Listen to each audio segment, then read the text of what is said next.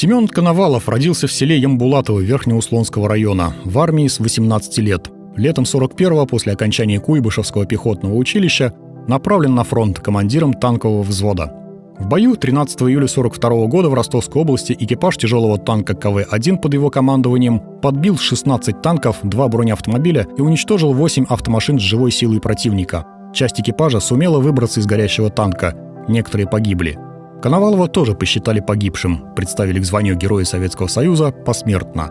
4 суток Семен Коновалов и 2 его товарища пробирались к своим. Встретили экипаж немецкого танка, который остановился на отдых, уничтожили гитлеровцев и двинули дальше на трофейной вражеской технике.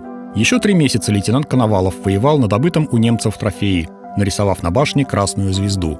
31 марта 1943 года Коновалову было присвоено звание Героя Советского Союза.